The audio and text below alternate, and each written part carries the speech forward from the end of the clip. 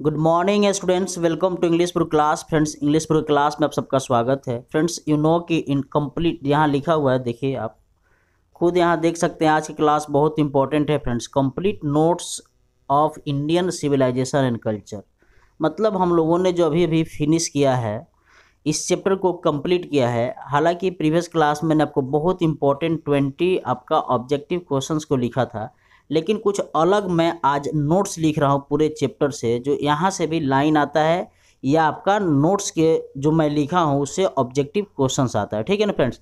तो इस जो है आप क्वेश्चन को, आप इस नोट्स को कभी इग्नोर नहीं कर सकते हैं फ्रेंड्स। तो आइए हम शुरू करते हैं, क्योंकि यहाँ से लाइन आता है आप फिलअप करने के लिए। कहा है कि आजकल जो है ऑब्जेक्टिव क्वेश्चंस पूछने का जो तरीका है, कहीं से लाइन काटकर अंदर का जो वर्ड है वहाँ से आपका आ रहा है। ठीक है फ्रेंड्स। तो आइए हम वहाँ जो है नोट्स, अगर आप जो है ऑब्जेक्टिव क्वेश्चंस को देखना चाहते हैं तो इसी क्लास में मैंने उसका लिंक दिया हुआ है। आप उस ऑब्जेक्टिव क्वेश्चंस को भी देख सकते हैं।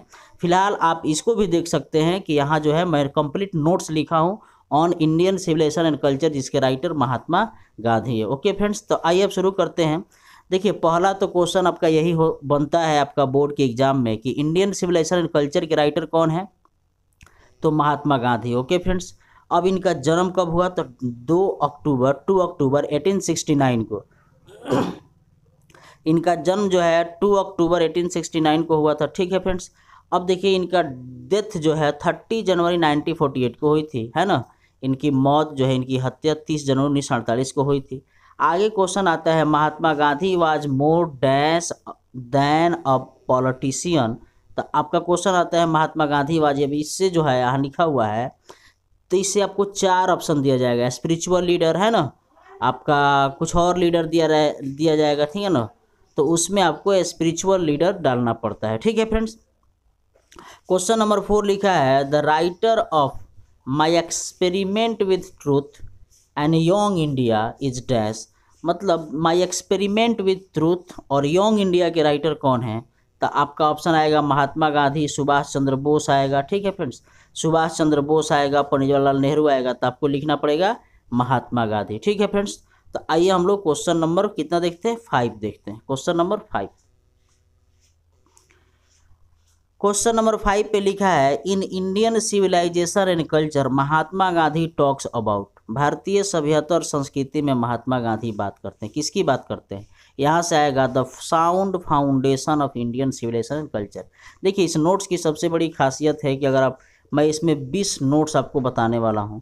अगर 20 नोट्स को एक में जोड़ दीजिएगा तो एक तरह से एक नोट्स बन जाएगा जो आपका समरी भी बन सकता है। ठीक है फ्रेंड्स। और यहाँ से ऑब्जेक्टिव क्वेश्चंस भी आता है और आपका समरी भी तैयार हो जाएगा। तो इसलिए आपको पूरा लाइन को याद कर देना है, मगअप कर लेना है, रट जाना है, कंठस्थ कर लेना है।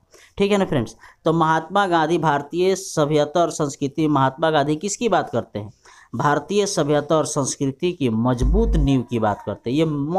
ये जो है मोस्ट इम्पॉर्टेंट चीज़ है, जो आपको मतलब इसका कह सकते हैं सोल है, इस चैप्टर का आत्मा है, जो आपको यहाँ दिया गया। अब आइए क्वेश्चन नंबर 6 लिखा है, द इंडियन सिविलाइजेशन एलिवेट्स। भारतीय सभ्यता एलिवेट्स करता है। तो इसमें 4 ऑप्शन दिया है, मोरल बीइंग है ना, इमोरल को है ना, मोर्टलिटी को, कुछ और दिया रहेगा। ठीक है ना। तो आपको जो है यहाँ जो है मोरल बीइंग को, मतलब भारतीय सभ्यता जो है नैतिकता को क्या करता है, एलिवेट्स करता है। एलिवेट्स का मतलब होता है विकसित करना। Okay friends.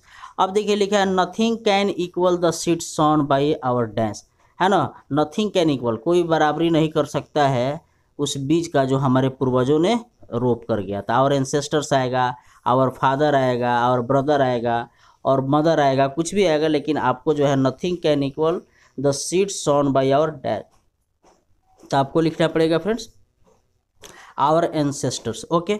अब देखिए यहाँ लिखा है फेरस लिखा है। हालांकि इस पर मैंने एक और ऑलरेडी क्वेश्चन आगे बना दिया इसी नोट्स में। फेरस लिखा है, तो फेरस का मतलब हो गया रूलर्स ऑफ एंशिएंट इजिप्ट, मतलब जो इजिप्ट देश था वहाँ के जो पुराने शासक थे वहीं को फेरस कहा जाता है। ठीक है फ्रेंड्स। अब नेक्स्ट क्वेश्चन लिखा है, in the midst of all this Indian remains. In the midst of all this Indian remains. तो आइए हम देखते हैं इसका आगे ऑप्शन क्या दिया हुआ है। In the midst of all this Indian remains, अब यहाँ ऑप्शन आएगा immovable and that is her glory. इन सब के बीच भारतीय सभ्यता अभी भी क्या है, इमूवेबल है। इमूवेबल का मतलब क्या होता है, इमूवेबल का मतलब होता है आपका अचल, और यही इसकी खूबसूरती है। बहुत इंपॉर्टेंट लाइन कट करके मैंने आपको यहाँ से दिया है, आपको ध्यान रखना पड़ेगा, ठीक है फ्रेंड्स। अब देखिए क्वेश्चन नंबर 10 कह रहा है our ancestors dash us from the luxury and pleasure, the dissuaded आता है, ठीक है ना। डिसवेडेड आएगा, कन्विंस आएगा, है ना, लव आएगा, और इसके बाद टॉक्स आएगा, TALKS, टॉक्स आएगा या टॉक आएगा। तो इस तरह से ऑप्शन दिए जाते हैं फ्रेंड्स आपको। तो यहाँ डिसवेडेड आपको लाइन याद रखना पड़ेगा, ठीक है ना। आवर एंसेस्टर जो है हम लोगों को राजी किए लग्जरी और प्लीजर लाइफ से बचने के लिए, ठीक है फ्रेंड्स। अब देखिए क्वेश्चन नंबर 11 में लिखा है आवर एंसेस्टर्स वेयर देयरफॉर, हमारे पूर्वज इसलिए सेटिस्फाइड विद दैश विलेज, है ना। तो सेटिस्फाइड जब भी आएगा वहाँ स्मॉल विलेज आपको टिक आउट कर देना है, ठीक है फ्रेंड्स। हमारे जो पूर्वज थे इसीलिए यही कारण है कि अपने छोटे से गांव में क्या थे, संतुष्ट थे, खुश थे। ओके फ्रेंड्स, अब आइए हम क्वेश्चन नंबर 12 देखते हैं। आवर एंसेस्टर इंजॉयड, अब जब भी इंजॉय आएगा तो ट्रू होम रूल आपको अवश्य जो है याद रखना पड़ेगा। तो ट्रू होम रूल, हमारे जो पूर्वज थे बहुत इंजॉय करते थे अपने सच्चे गांव वाले घर पे, अपना आराम से रहते थे। यह तब बात कहे हैं जब महात्मा गांधी कहते हैं कि जो टाउन होता है, शहर होता है, बिना मतलब का बोझ होता है ना, वहाँ चोरों डकैतों गुंडों मवालियों का गैंग्स रहते हैं, गरीब लोग लूट लिए जाते हैं धनी लोगों के द्वारा, वहाँ स्नेयर है, जाल है। इसलिए हमारे पूर्वज जो है अपने ट्रू होम रूल, अपने सच्चे छोटे घर पर क्या रहते थे, खुश रहते थे। क्वेश्चन नंबर 30 है the tendency of Indian civilisation is the moral being, है ना। The tendency of Indian civilisation is dash the moral being. तो इसमें आएगा ऑप्शन भरने के लिए, एलिवेट्स आएगा, प्रोडक्ट्स आएगा, कुछ और आएगा। तो आपको एलिवेट करना है, ELEVATE।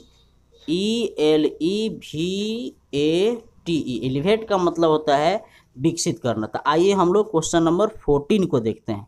क्वेश्चन नंबर 14 में क्या लिखा हुआ है उसको देख लेते हैं फ्रेंड्स।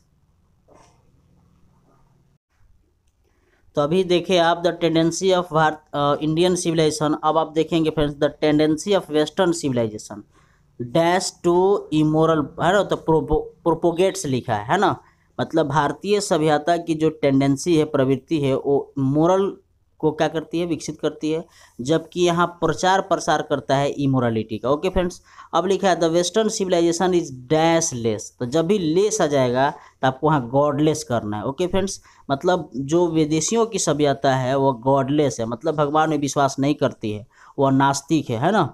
अब क्वेश्चन नंबर 16 लिख रहा है the Indian civilisation is based on believe in dash.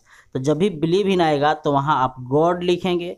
अब यहाँ गॉडलेस का मतलब है छोटी मोटी चीज़ की बात की गई है जो मतलब उसका इंपॉर्टेंस नहीं है, लेकिन यहाँ गॉड कैपिटल लेटर में लिखे इसका मतलब इसका इंपॉर्टेंट है, इसका एग्जिस्टेंस है, इसका अस्तित्व है। ओके फ्रेंड्स, यहाँ एग्जिस्टेंस लेस है, इसलिए यहाँ छोटा जी का यूज किया गया। ओके फ्रेंड्स, अब देखिए यहाँ क्वेश्चन लिखा हुआ है, क्वेश्चन नंबर आपका 17 लिखा हुआ है। क्वेश्चन नंबर 17 आप देख सकते हैं।